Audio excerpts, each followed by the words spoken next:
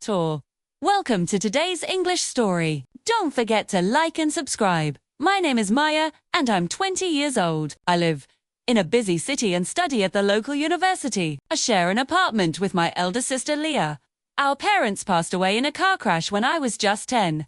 So Leah became everything to me, a guardian, a mother, and my closest friend. She's gentle but strong, always knowing how to protect me. Leah is brilliant. She works as a history professor at the same university where I study. Her husband, Dr. Ethan Clark, is also a professor there. Teaches with a calm voice that rarely rises. He always appears composed, polite, and endlessly patient. People admire him, often saying things like, "What a kind and respectable man."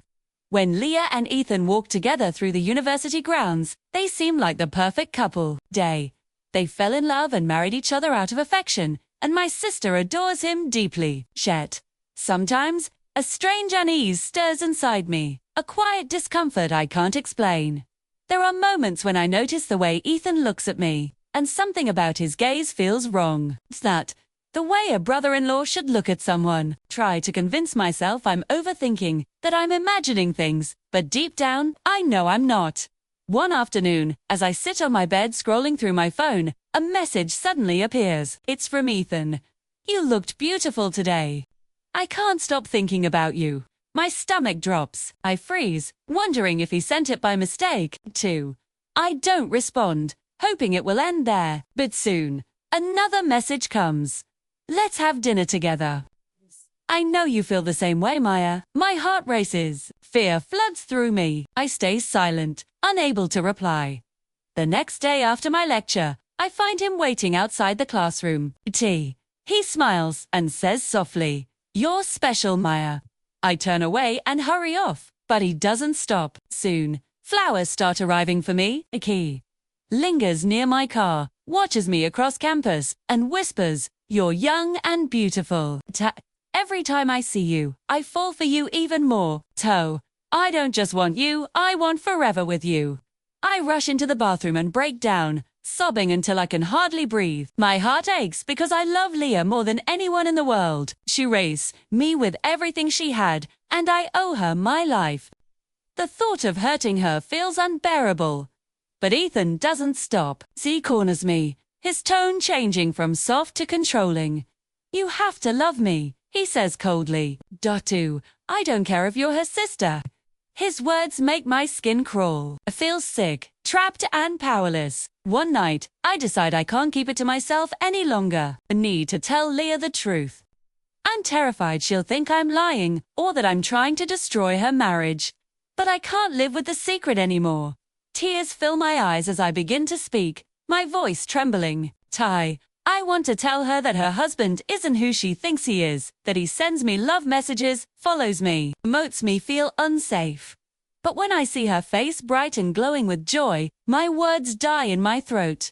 She smiles and says happily, "Ethan and I are trying for a baby. We've started IVF treatments. I hope I'll become a mum soon." My mouth goes dry, my heart sinks. Then wants me. Yet Leah dreams of a future with him, a family, a child. She trusts him completely. She loves him with her whole heart. Can't destroy that. I can't take away her happiness, so I swallow my truth. I bury the pain and stay silent. The weight of it crushes me, but I can't speak. That night, as I sit reading in my room, the house quiet around me, I hear a sudden knock on the door. I hesitate, then slowly walk over and open it. It's Ethan. When I open the door, my breath catches in my throat. "Why are you here, Ethan?" I ask, my voice trembling. He smiles faintly, stepping closer. "Came to see you, to tell you how much I love you," he says, his eyes roaming over me in a way that makes my skin crawl. "You're so beautiful, Maya. I can't stop thinking about you. I'm proud of you, and I want you to be mine." My entire body stiffens. My hands shake uncontrollably as fear floods through me. "Get out!" I shout, my voice breaking. He doesn't move. Instead, he reaches out, trying to touch my hand. I step back quickly, my voice rising. "Leave right now, or I'll call the police." That finally makes him hesitate. Score. He raises his hands nervously. All right, time. Leaving, he says quickly, backing away. Then, he turns and walks out. The moment he's gone, I slam the door shut and lock it. My legs give out, and I slide down to the floor. My heart pounds so hard it hurts. Tears blur my vision as I press my palms against my face and cry until my chest aches. That night, sleep never comes. My thoughts twist and spiral. Fear, pain, disbelief. Lee, I can't keep this secret any longer. Leah deserves to know the truth. The next morning, I go to my sister's house, my hands trembling the whole way. When I see her, I can barely breathe. I sit down and whisper, Leah, I have to tell you something important. Please just listen. She looks at me curiously, unaware of what's coming. I force the words out through my tears. Stay. Ethan came to our house last night, said he loves me. He tried to touch me.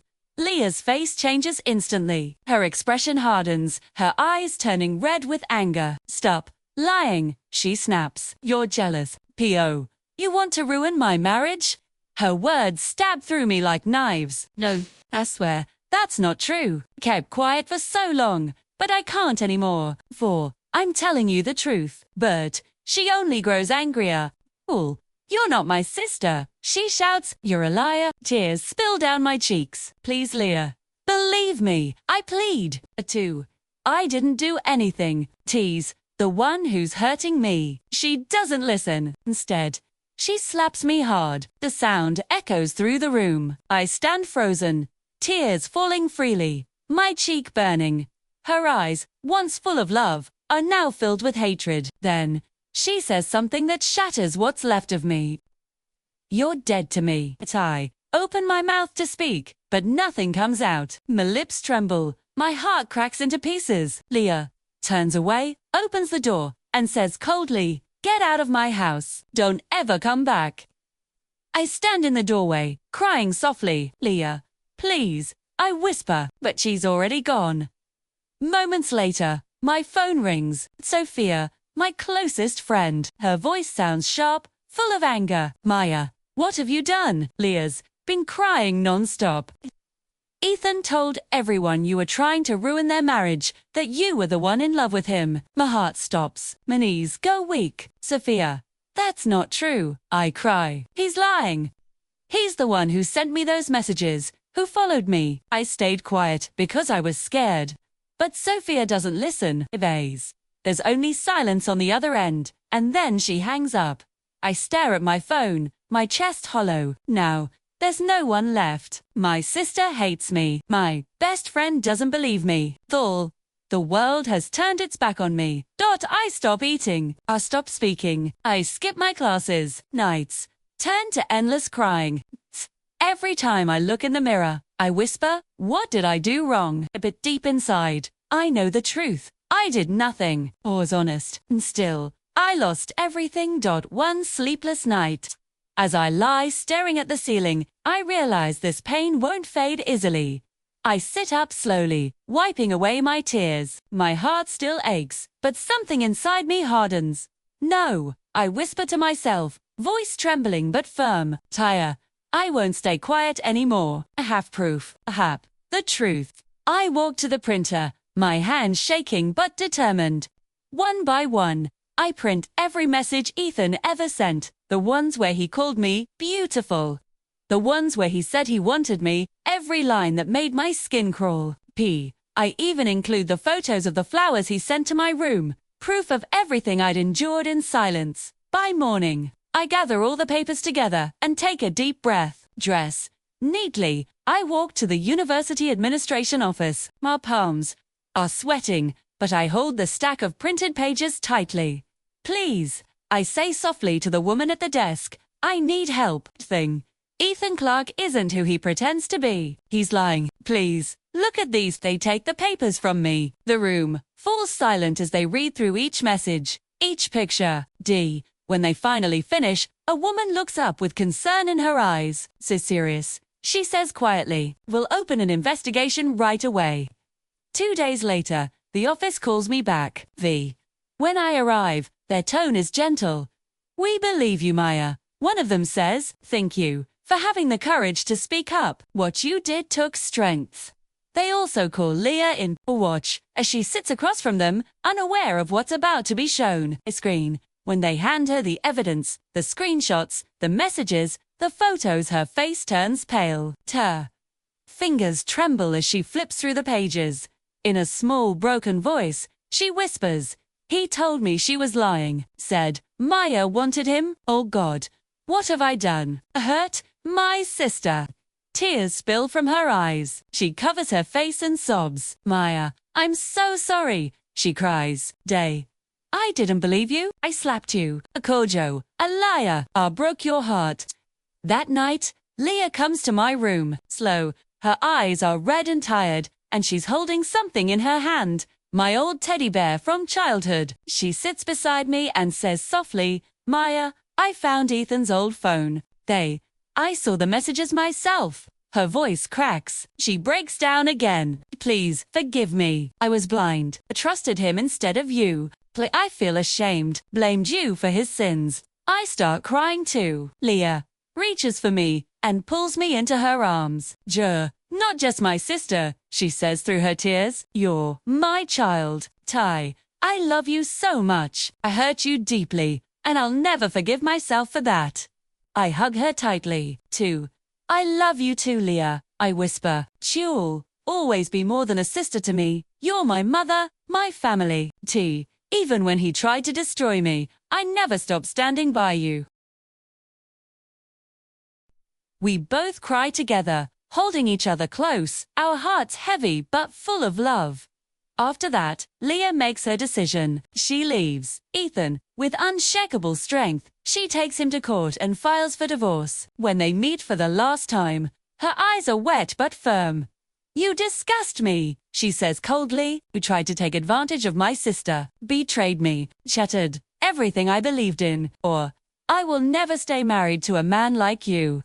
Ethan doesn't respond. His face drains of color, his fear plain as day. Leah turns away from him, tears slipping down her cheeks, and walks out without looking back. Days pass, then weeks. The pain begins to fade. Leah smiles again, and so do I. We rebuild our lives side by side, stronger than before, bound by truth and forgiveness. Now our home feels peaceful again. We love and protect each other fiercely, vowing never to let anyone come between us again. Because sometimes, the people we trust the most are the ones who hurt us the deepest. The wounds they leave behind can break us, but the truth always rises.